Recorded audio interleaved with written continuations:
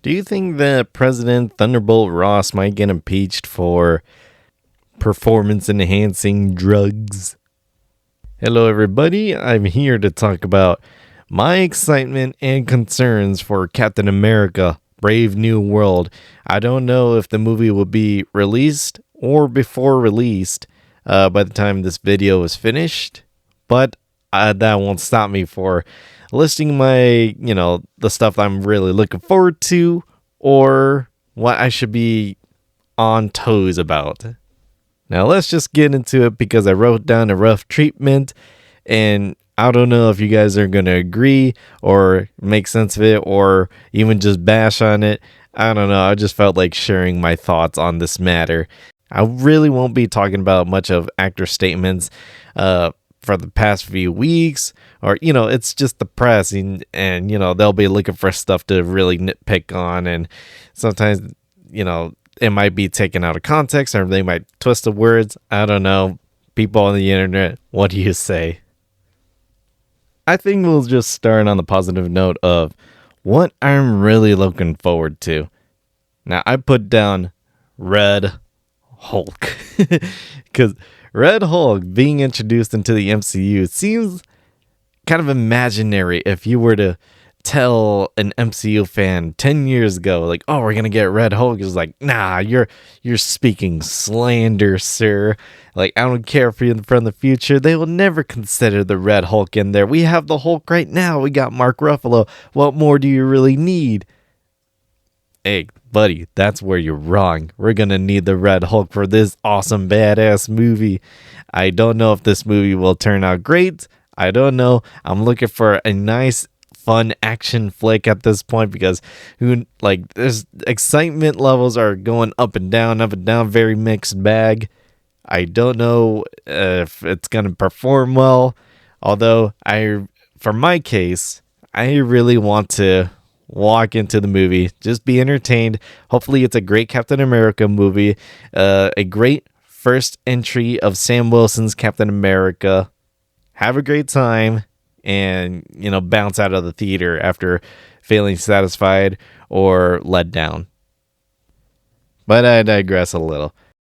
Red Hulk, I think he'll be a prominent character for the MCU, not just for the MCU, but for this movie. And I think it's a great way to test how Captain America is going to treat this matter of being compromised in the U.S. government and with the tension of Thunderbolt Ross being elected president, how he wants Captain America to be an official position in the United States government. And although they don't see eye to eye, both of those men do have their points on why they should do what they should do, but it's going to be very complicated.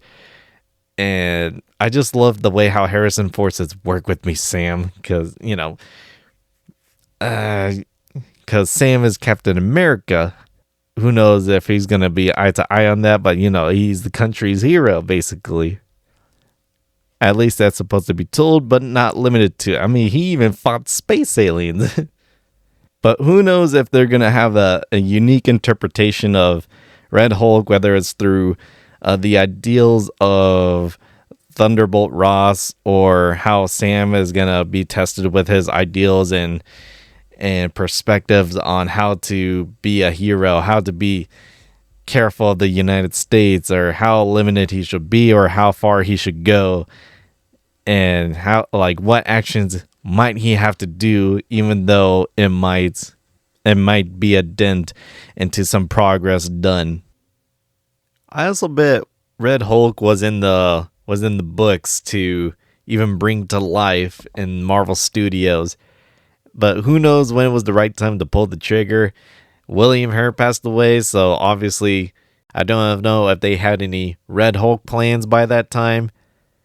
And I bet it was a recurring dream for Kevin Feige to bring Red Hulk to the big screen finally, instead of a small one with Disney Plus, But, William Hurt passing away, I would have loved to see William Hurt turn into Red Hulk. That would be very interesting. You get the little mustache, although I don't think the mustache would work with Red Hulk, Although it's part of the character for Thunderbolt Ross. So I remember hearing when they did reshoots for this movie, they had to shoot some scenes with Harrison Ford without the mustache. Because it's Ross's character design. You got to have the mustache, but at the same time, Red Hulk doesn't have a mustache. But at the same time, I'm okay without the mustache.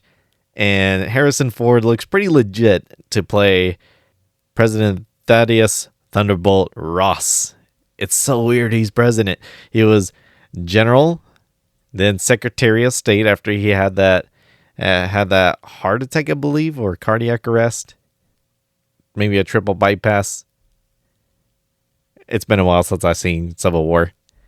And of course, he was going to do his old tactics as he was when he was general. And that makes it very concerning for him to be president, because who knows what's going to lie in for the rest of the heroes or the country. A good background check might ought to do before he gets elected president, but we'll have to see how it goes down or why it is the case for Captain America Brave New World in this one. And as I've already mentioned, it's going to be conflicting for Sam Wilson to shoot down Ross's thoughts or his plans, once he gets elected president, especially when, it's the United States of America, Captain America. You got to have him in there. Ross has some ideas with that role. But what happens when publicity starts to get worse when he turns into the Red Hulk and Captain America has no choice but to fight his own people, basically, if what Ross was trying to plan comes to fruition? Then that would be very conflicting, and it'll just leave a state of confusion of what happens after the events of Brave New World. But let's expand that topic a bit, because the next point I have is the loose inspiration for the Incredible Hulk 2, basically. Thunderbolt Ross was involved with the Incredible Hulk, trying to track down Bruce Banner for causing damage to property, hurting his daughter, and trying to use his gamma radiated blood for nuclear weapons. Trying to hunt him down, thinking he's a threat to the United States. Other than that, we've seen plenty of little wrongdoings of his cause. He neglected his daughter. He accidentally created a monster. He brought in something that shouldn't be brought up, and it was kept on ice for a reason. But I bet this is going to bite him in the gluteus maximus in this movie. Oh, how time has passed. But don't forget, karma can be a bee. Because it was mentioned some time ago and mentioned time and time again, but never too closely, that the leader will be making his weird big-headed debut. We already saw a tease of the leader back in the Incredible Hulk, but of course, it was only the second movie of the MCU movie. We never know how it's going to go, whether the MCU is going to succeed even after the first Iron Man movie. But, it was a pretty good tease when Mr. Blue was doing experiments on himself and doing experiments on other stuff, replicating Bruce's blood or using it for who knows what, because he's just a die-hard fan of science, and he thought that it was going to take him to the Nobel Peace Prize until, he kind of refuses to throw away all those samples that Bruce has sent and basically replicated, I think, if I remember correctly. And then the United States government stopped by. They caught Bruce, and then Emil Blonsky was so power hungry because they injected him with weird concoction of the super soldier serum, and he was on edge. He was kind of unstable. He kind of wanted more power. He craved to be the survival of the fittest. He didn't believe that anybody should have that sort of power, and he wanted what Bruce wanted. And he even threatened Dr. Samuel Stearns, which is his name, the scientist, to give him that good old juice, because he wants more. And he was all for it. He just needed the consent. And then there were so many factors that created the Abomination, a monster of everybody's own making. Ross, Stearns, Bruce. And then when the Abomination started to go hitting the trails and destroying everything in his path, trying to show off his newfound power, he accidentally clobbered Stearns as well. And you see that little morphing head, and he starts to smile. I was like, what the hell have you done to yourself? And I thought that was a brilliant tease. I don't think it was ever going to be revisited until now. So we're going to see that giant hit. Although the one thing that's going to throw people off is like, oh, why is it so silly looking? And then when you don't get that, you're like, why aren't you paying tribute to the comic book? The design, the original design. It was like, what more do you guys want? You know it's not going to be taken as seriously. And you know it's going to be taken as real as possible, but still paying tribute to the original design. Who knows how it's going to end up? Maybe it will look silly, but that's kind of the point of the character. I mean, who thought it was to be taken seriously? If they haven't seen the Incredible Hulk, remember the Incredible Hulk, or even cared about the Incredible Hulk, and then you see this guy with a giant brain, with some who knows how hokey of a plan he's got going on to. I don't know, what is his plan really? Because he's going to get involved, but I don't know how much. And considering or who knows how many threats might join his cause, because you also got Giancarlo Esposito's character from the Serpent Society, which is a main Captain America threat. You got to have that in there, because why not? And there's also rumors of Liv Tyler reprising her role as Dr. Elizabeth Betty Ross, who we haven't seen in The Incredible Hulk as for live action. And as for animation, we saw bits and pieces of her in an episode of What If, when there was a mysterious killer. Somebody's trying to take down the Avengers before they even become the Avengers.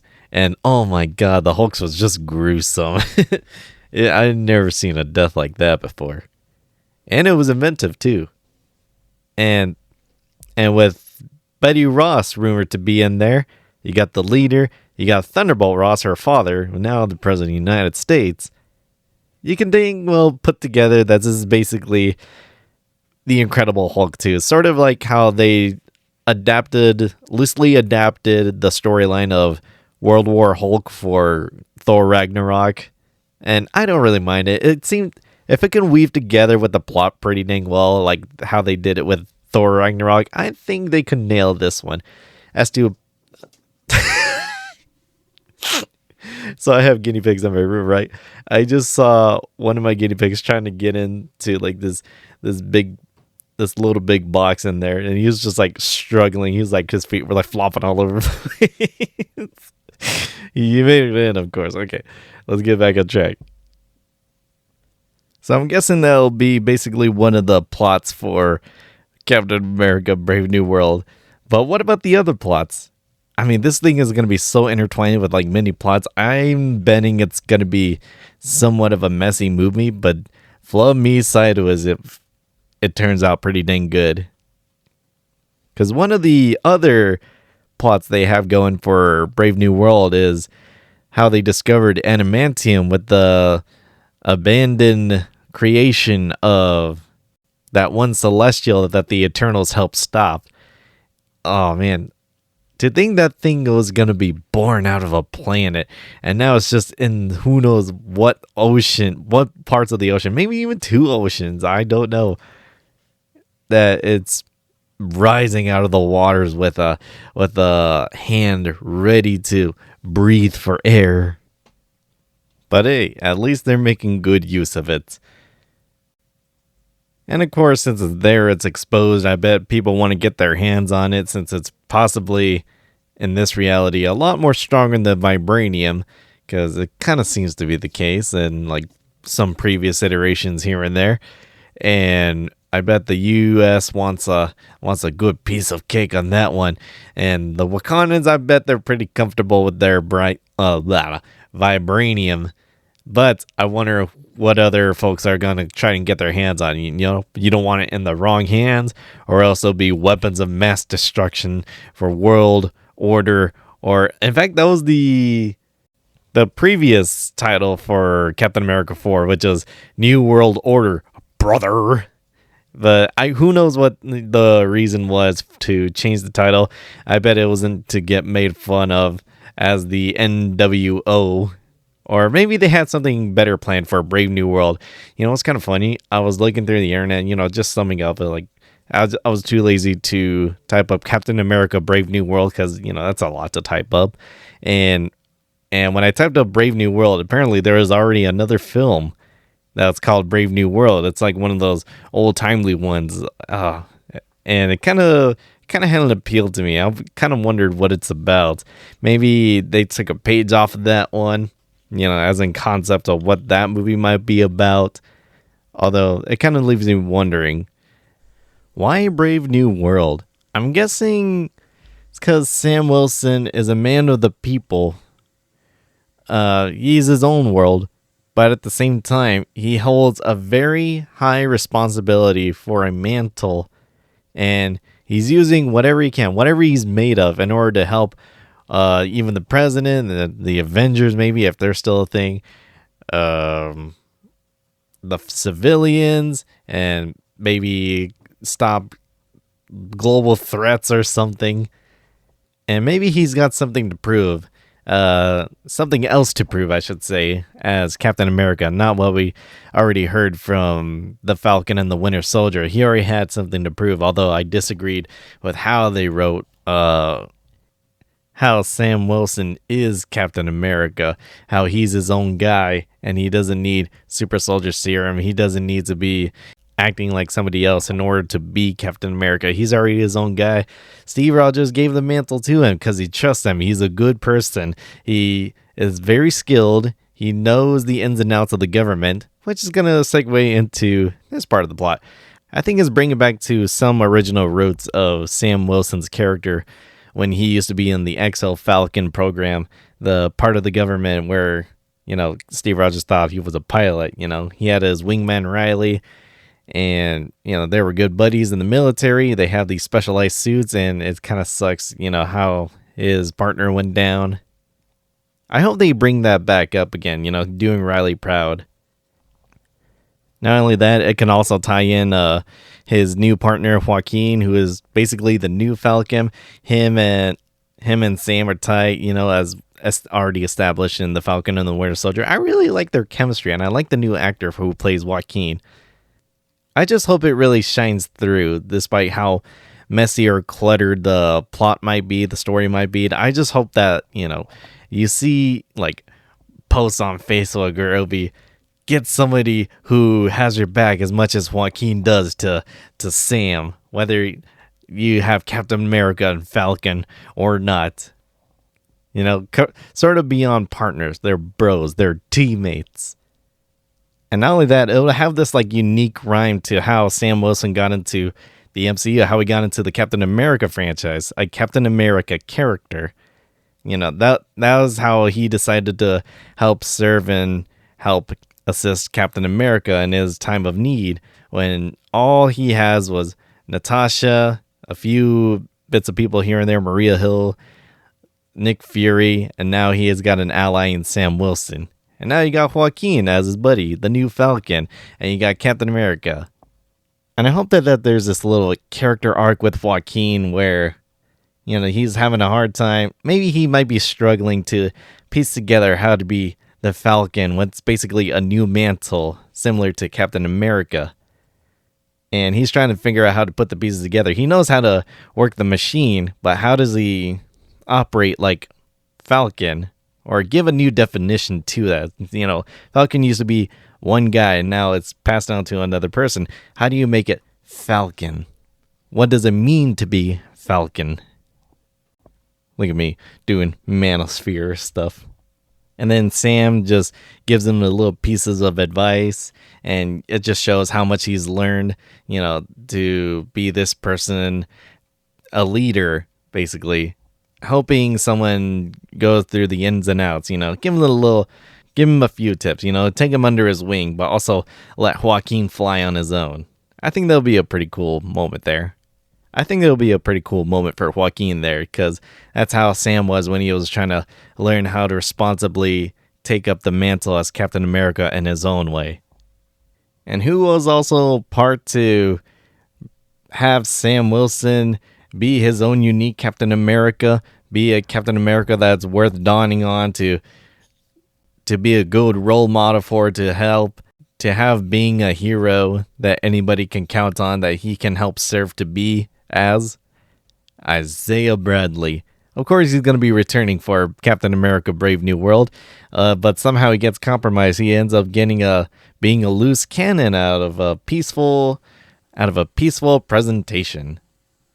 And then, of course, Sam was going to be very concerned and stop him, but then Isaiah, of course, gets incarcerated.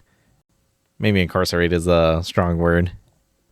But of course, stuff went down. Isaiah's in jail. Sam has to figure out what happened, because I believe in that presentation where they're explaining that how adamantium is now present in this giant celestial being that was almost born out of the earth.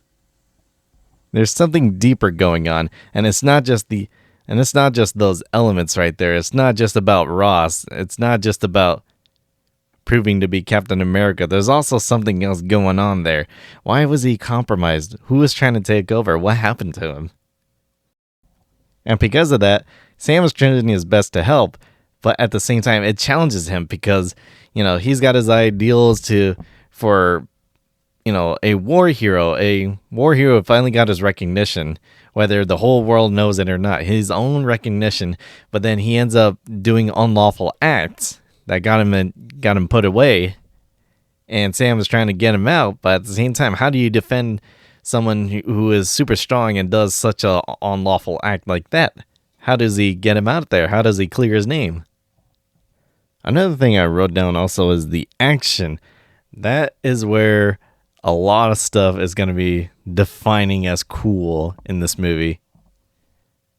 Like, you have so many concepts, so many stunts, so many things you could do with the Red Hulk. Vibranium wings, vibranium shield, flight, 2 Falcons. Giancarlo Esposito and his posse of armed men. Possibly Seth Rollins. I haven't forgot that one, and I'm a WWE guy right here. But his role might be cut from the film. We don't know. And proving from the stunts of the Falcon and the Winter Soldier, especially in episode 6, when you finally see some butt kicking from Sam Wilson, donning the shield, taking on Batroc the Leaper, taking on Carly, going combatants against the super soldiers. It just shows how much more him helping the civilians in the helicopter while also being very, very, very careful into taking out the pilot, and then having that one lady take over. He's the man of the people. Oh man, I'm telling you. And it just makes so many exciting moments, especially with his theme blaring. Da, da, da, da, da, da. I can't wait for that to be the new Captain America theme. But more on that later. Yeah, the upcoming throwdown for Red Hulk versus Falcon. I love how it's not necessarily hero versus villain. It's just like a problem that needs to be solved, but it's not going to be an easy, clean victory or battle. Like, Ross needs to be stopped as the Hulk because, a rampaging monster. You can't have that, especially in the White House, especially when he's the president. Sam has to deal with him, but not kill him or do anything bad where, it might jeopardize his career as the president, or, might get on more of a bad side for Ross back when, more so than when he used to be when he was in the Avengers and they were being sought out, broke the Sokovia Accords. And that also won't be one of the biggest scenes we're going to have to deal with in the movie. That the Cherry Blossom DC set piece, that's going to be very exciting to see. That's used for most of the marketing and the trailers and the TV spots, especially when Red Hulk throwing down the shield into the concrete. Maybe it's just like taking it off Sam's hands. But Sam ain't going to go down that easily without the shield. He's more than the shield. Similar to Steve Rogers, You're also going to have that set piece of the Celestial, the Adamantium Grove. the arms race to see who can get there faster, who can claim what it is. That's what I'm guessing part of the plot might take place around in that thought process. And you have like two falcons charging through the air, and you see in one of the spots Sam using a shield to take down missiles, and it bounces left and right, and him catching it in the air. Oh man, I can't wait to see this movie. And if it's not going to be as good of a story or not as inspired of a story, at least have a good action stunted movie. That's what I'm looking forward to the most. Oh, there's something upstairs. Speaking of something returning to someone, I know a forced segue right there. I make no apologies. The theme. Of course, you have Henry Jackman creating the Sam Wilson theme back in Captain America: The Winter Soldier. I'm a movie score guy, so I love listening to these sorts of soundtracks, different sorts of soundtracks, and I love the Captain America: The First Avenger. I like how they keep refreshing the themes, but you understand where these things are coming from. Like with Captain America: The First Avenger, and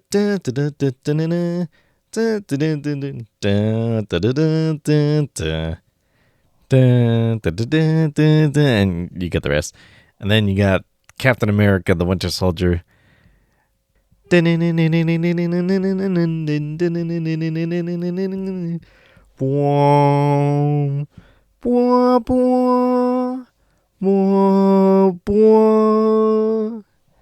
then you got a different Captain America theme. Can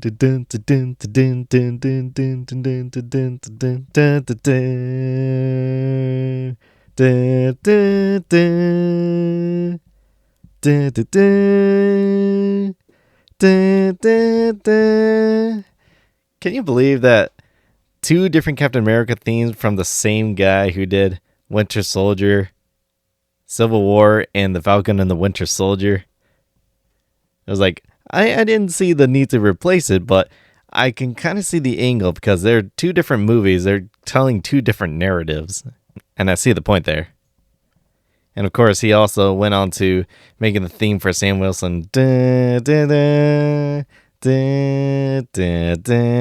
hear it all the way back when he was introduced. When he introduced his Falcon wings, saving Jasper Sitwell from that fall. You know, that fake fall, which was a very badass moment. I'll say that.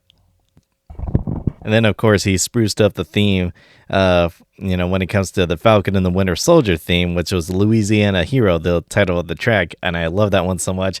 It shows more of the roots of, I almost said Anthony Mackie, Sam Wilson, and where he comes from, what's sort of his background,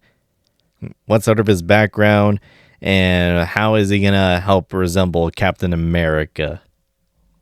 But Henry Jackman will not be returning to score Brave New World, which kind of makes me sad. But Henry Jackman will be replaced by Laura Karpman, who did the What If series, the score for the What If series, and she is pretty adaptable. So she doesn't just take it. She puts a little spin to it, like the Avengers theme, for example, and does the usual Avengers theme blare.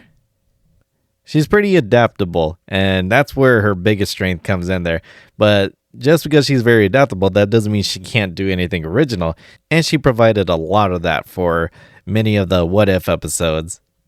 At least it gets you synced into those scenes, the episodes, the told stories that the watcher is trying to, tell. I'm hoping that she uses Sam Wilson's themes prior, but I wouldn't be surprised if she did a new theme for Captain America. Although I wonder what a Captain Falcon theme would sound like in the MCU.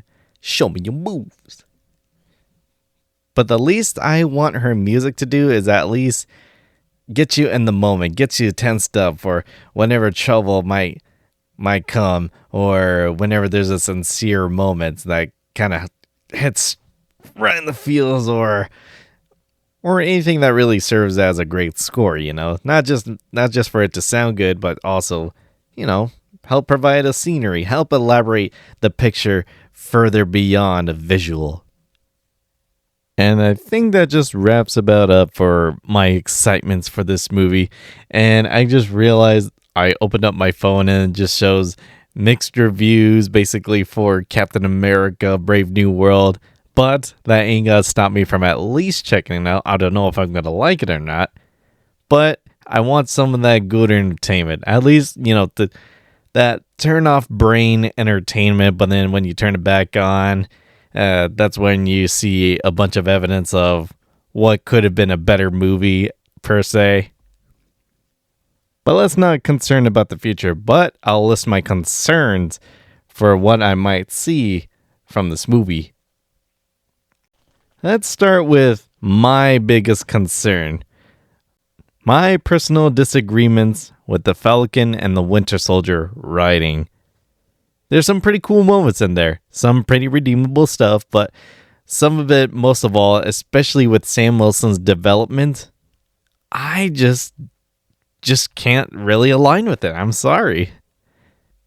I could see why he's getting fed up, but really, in actuality, he shouldn't be fed up. He should be more surprised, more shocked.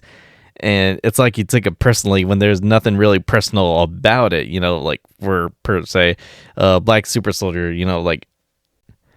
like defending one of your race's greatest heroes only to be done dirty by the government. And, that's nothing new throughout U.S. history. But why would Sam be mad about that if he just discovered it just now?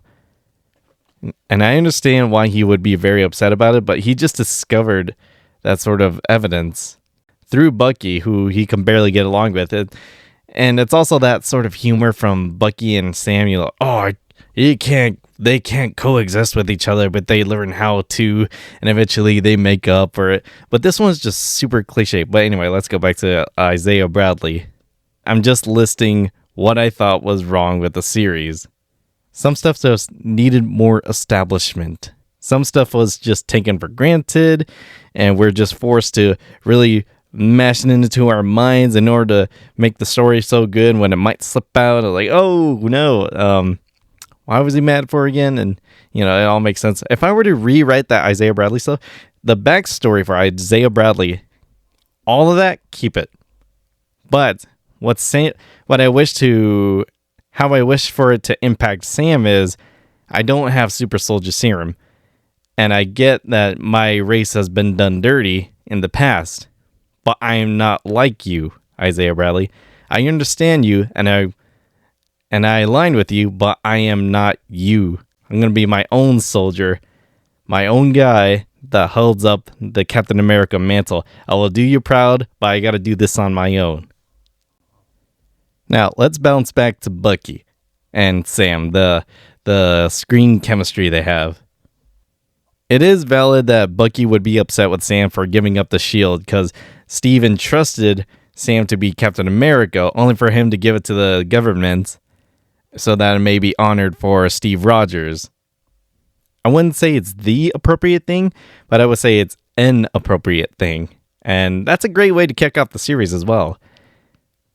And if you wish to have that journey of Sam trying to get tailored for the Captain America mantle, I don't mind that, but I don't think this was as good as it should be. Because you're just creating problems just for the sake of making problems and just to, he could have just been Captain America. Could have just jumped from Sam's journey from Endgame to Captain America Brave New World. And I don't oppose the series until, in retrospect, what we all saw. Not that I think the journey should be omitted, for viewing pleasures, trying to catch up, trying to view what the journey has gotten Sam to being more mature into his role. But if given the option to check it out or not, I would be more inclined to say no, unfortunately. And I really don't want to say no. I really want to say yes. I really want to enjoy the series as much as possible. But it just didn't hit me that way. I still enjoyed the series. And of course, I did the switch to turn the brain off in order to enjoy it. But that doesn't mean I'm going to forget, what happened back then in order to make these creative decisions a green light or a round of applause or something. And with those creative decisions to put that in the writing, it is now established as part of the MCU timeline. We have to press on forward whether you like it or not. And there was plenty of opportunities to help Sam grow, to give like a unique treat of the between the gaps between Avengers Endgame and Captain America Brave New World with the Falcon and the Winter Soldier, wherever Sam's position is in the series. Like make some pretty thorough writing. Like to have him mature a bit, whether he is Captain America or have him have the cojones to actually step up to the plate and wield the shield. And he's got a good cast of people to help him get there. Isaiah Bradley, as we already mentioned, the black super soldier that got done dirty. Bucky, Steve's best friend, who, felt insulted because, that's the last thing that he has from Steve is the shield, and he wants Sam to honor that, but he decided to give it away. And then when he gave it away, it got passed on to John Walker, who gives Sam that reality check that he should be Captain America, because what the heck did he do to it? He solves crimes by taking down terrorists with blood and murder. And with the instability in his mind, and of course, what Dr. Abraham Erskine said, when you take the super soldier serum, whatever is in your heart, it just amplifies. Good becomes great. Bad becomes worse. I'll miss that guy. And then, of course, when you got some weird mixtures of, one of my guinea pigs is shaking the cage, he won't say. And of course, with John Walker's state of mind, how he feels insecure. Nobody's taking him seriously as Captain America. He was treated as a scapegoat, and not a lot of people have a faith in him. At least he had his buddy Battlestar, But unfortunately, that wasn't enough for him to commit those actions that he did, which is kind of sad. And with Sam Wilson finally accepting the shield, it should have been more of a pinnacle of the show in episode 6 that results in episode 6.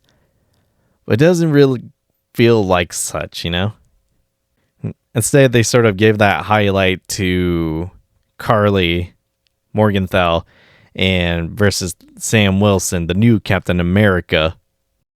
At least they should have made the John Walker thing more of the highlights if they're going to go for... Because here's what... Okay, let's break it down. One of my favorite things about Shang-Chi and the Legend of the Ten Rings... We're going a little tangent, but trust me. Shang-Chi and the Legend of the Ten Rings, third act. I know a lot of people are saying it's a CGI phase. It's kind of messy, all this stuff that going on left and right. Let's focus on the monster scene. He's finally been bestowed the 10 rings because he knows how to wield it. He's bested his father. And his father honored him by giving him 10 rings before his life was being drained, his soul drained by that one monster. So he's basically a new hero. A new Marvel hero has just been crowned. How is he going to solve that problem? It was like, hey, Shang-Chi, you got those rings? You're a new hero. Now, look over there. How are you going to solve that? That's sort of like the mentality that I wish that this show should have had, Like, Sam, you're new Captain America. You just took down Batroc the Leaper. How are you going to save the citizens? And now, how are you going to solve Carly Morgenthau? Or, I don't know. There just needed to be balance in the writing of that. I don't think it was there. And I could say all my reasons, but I feel like it might be repetitive with all the other folks on everywhere commenting, reviewing the Falcon and the Winter Soldier, and they're not wrong either. At least it's subjective, but that's what we're all thinking. Now, let's return to Carly Morgenthau.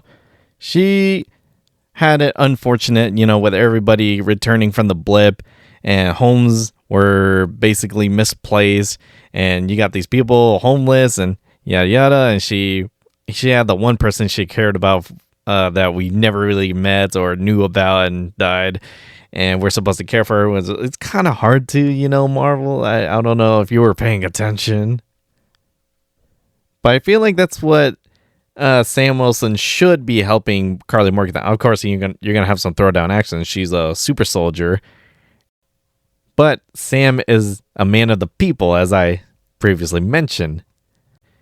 How is he going to help Carly solve this? Whether she, spoiler alert for episode 6, whether she died trying to fight the cause or not.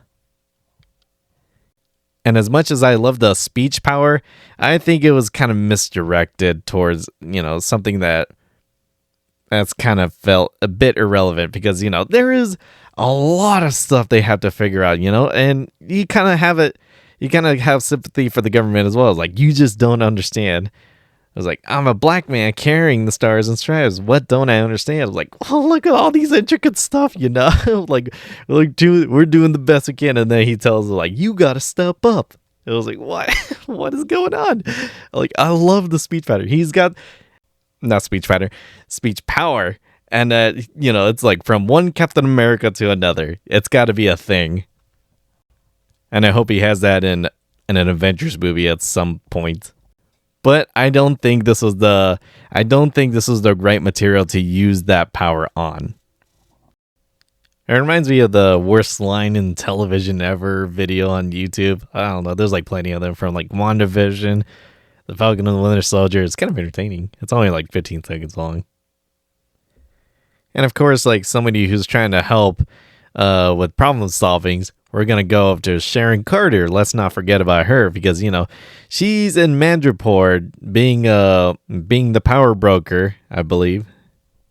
But she's stuck there because she assisted Steve Rogers' side and it kind of opposed on the Sokovia Accords. And, it kind of led them to being on the run, impacted Ant-Man, impacted Sam, the Avengers, or those set of Avengers. And we never really thought about Sharon Carter until these series. And it just kind of sucks, how she basically has to force her life into that sort of style. And, Sam trying to help out with a bunch of other stuff. He's attempting to right some wrongs, whether it be from other people in the past or like Steve Rogers, trying to do the right thing. But, we got to be more considerate of who it may impact. And that's where Sam comes in so that he may help her. But it's kind of unfortunate that she kind of has other ideas when being brought back to the United States with open arms. Now let's talk about the test footage that they had recently before the movie came out. Well, I guess it was like some time ago. Where they had test footage for Captain America Brave New World to see if it's in the intended reactions, or if they're doing good progress, or if something's a bit wonky and they need some fixing. And there were some rumors out there that this test footage is not really doing it for me. And one of the biggest ones was it was kind of repetitive for the Falcon and the Winter Soldier of what Sam was trying to prove himself. Of course, he's going to be proving himself, but not being focused too much on it with Thunderbolt Ross. And yeah, just Ross, really. The biggest imposement there. But I think there should be like a refresher course for the Falcon and the Winter Soldier. But, just like a little throwback to back in the days when those events happened. But it should be like a quick summer up, not taking anything or much away when you're explaining how Sam got to where he is today. Because we're more focused on new storylines. We're in different concepts. We're going for new themes here. You don't want to waste it by just doing something that's repeated. And I got kind of concerned about that because Malcolm Spellman, he was the one who wrote The Falcon and the Winter Soldier. He's back here to collaborate as... What does he do in this movie? Let me check real quick. 30 seconds later. All right, so he co-wrote the story for Captain America Brave New World. And with, a lot of stuff that went down, the stuff that I disagree on, I don't know. It doesn't really soothe me, So I am at least begging that this movie is fresh when it comes to the writing, especially co-wrote by Malcolm Spellman. And of course, if you got the test footage and it doesn't really work well, you got to do reshoots or you got to touch up on stuff here and there. And I'm just hoping those reshoots are not in vain because they already have such a high budget as it is. And with higher budgets, you're going to have more of a hard time to break even, to make sure you get all that money back, the ones that you used up, so that you can make this movie succeed, so that it may be viewed, and the least of it for Disney to be enjoyed. Reshoots aren't really bad per se, but it does kind of make it alarming. It's like, oh, I hope they patch up this problem nice and dandy, so be good. But I just hope it also doesn't stand out. So like, oh wait, his hairstyle is kind of a bit different, or like, oh wait a minute, there's something different about this shot. I mean, one of my favorite examples for reshoots was X2 X-Men United.